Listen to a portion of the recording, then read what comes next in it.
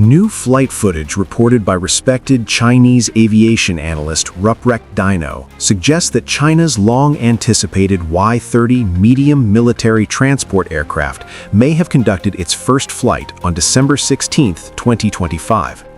If confirmed, this would mark a significant milestone in China's effort to modernize and rebalance its military airlift fleet, positioning the Y-30 as a direct competitor to aircraft such as the Lockheed Martin C-130J and, at the higher end, the Airbus A400M Atlas.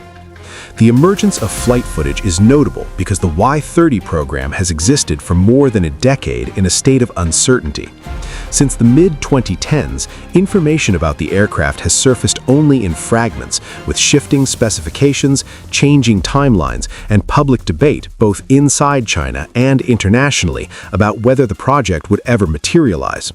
The apparent first flight now suggests that a concept long questioned may finally be transitioning into a real, flying platform.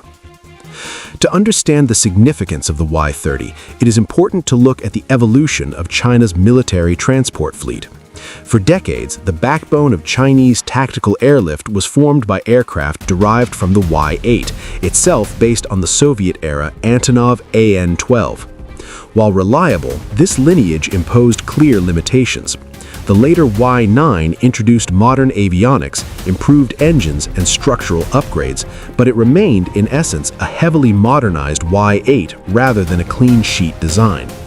As China's ground forces began fielding heavier and wider-wheeled armored vehicles, especially advanced variants of the Type 09 family, the limitations of cargo bay width and internal volume became more problematic than payload weight alone. The Y-30 was promoted as a solution to this exact issue. Rather than simply lifting more weight, it was designed to be wider than the Y-8, Y-9, and even the C-130, allowing it to carry bulky military vehicles and equipment that struggle to fit inside narrower fuselages. This design philosophy reflects a broader global trend in modern transport aircraft, where cargo bay cross-section is treated as a critical parameter alongside payload capacity. The aim is to transport modern wheeled armored vehicles efficiently without relying on large strategic airlifters for routine tactical missions. Public awareness of the Y-30 concept became more concrete during Air Show China in Zhuhai in November 2014. At the event, a model of a previously undisclosed medium transport aircraft was displayed. The model featured a high-wing configuration, a T-tail, 4 turboprop engines with 6-bladed propellers, and body-mounted main landing gear with tandem wheels. This configuration is commonly associated with heavier medium transports such as the Airbus A400M. And while Japan's Kawasaki C2 shares some layout similarities, it is jet-powered and significantly larger.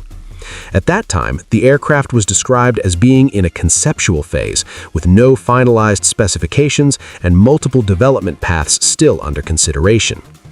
Even then, Chinese sources suggested that if approved and developed without major disruption, the aircraft, now widely identified as the Y-30, could become a mainstream component of China's airlift structure.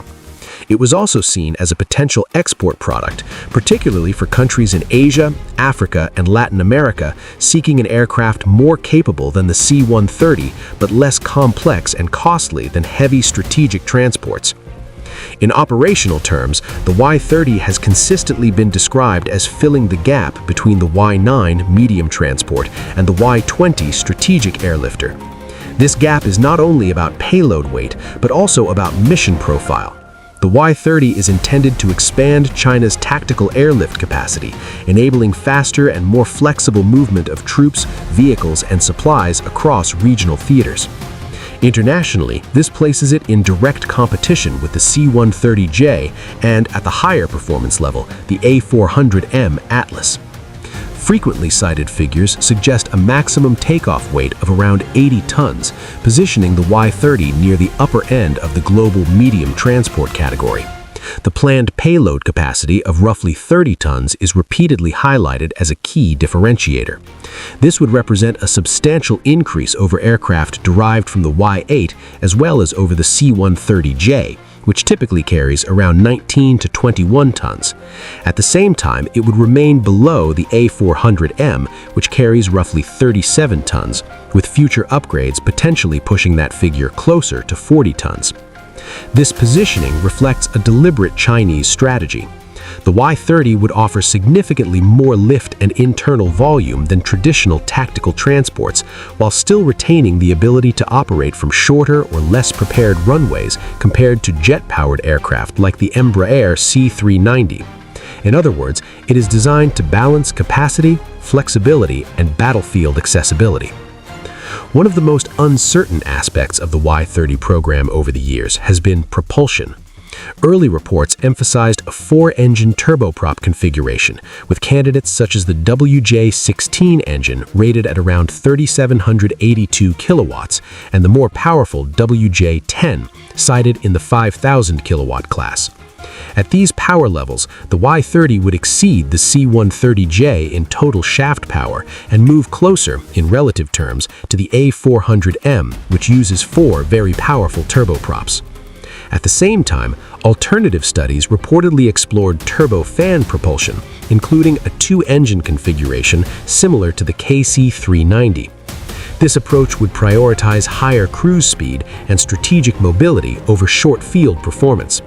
In that context, the WS-20 turbofan has occasionally been mentioned, though it is more closely associated with heavier platforms such as the Y-20.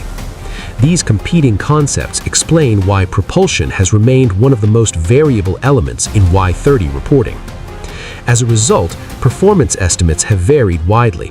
Commonly cited figures include a maximum speed between 600 and 700 kilometers per hour, faster than older turboprops like the AN-12, but slower than jet-powered transports such as the C-390 and the Japanese C-2, which cruise well above 800 kilometers per hour. Range estimates of 6,000 to 7,000 kilometers with payload appear frequently and would exceed those of the C-130J at comparable loads, while remaining logically below the Y-20. Other reported figures include a maximum payload capacity of up to 35 tons, a full load range exceeding 3,000 kilometers, endurance beyond 12 hours, and seating for more than 110 personnel. Short takeoff and landing distances of around 800 meters have also been mentioned, aligning with tactical airlift requirements. Early design discussions also referenced composite materials, though the exact structural composition was never finalized publicly. Taken together, these figures outline a modern medium airlifter, but they also show that the Y-30's published characteristics have yet to fully converge into a single confirmed configuration. The development timeline of the Y-30 has been equally fluid. Around 2014, early projections suggested that full-scale development could begin within 2 years if approved, with a potential first flight around 2020. That timeline slipped repeatedly. Later narratives introduced additional complexity, including references to an intermediate transport, sometimes labeled the Y-19, positioned between the Y-30 and Y-20, and potentially competing for funding and industrial resources. There were also mentions of heavier future projects, such as a notional Y-40.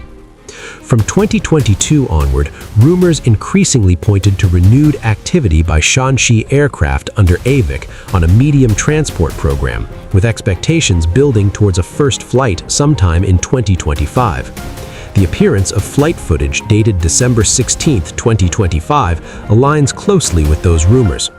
However, many key questions remain unanswered, including the final propulsion choice, confirmed performance figures, and the pace at which the aircraft can move through testing, certification, and eventual operational service.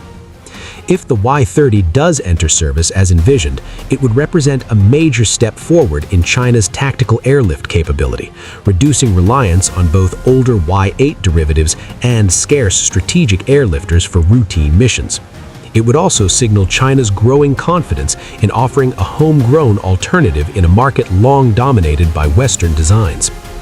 This is Mighty Military, bringing you clear, in-depth analysis of the platforms shaping modern warfare.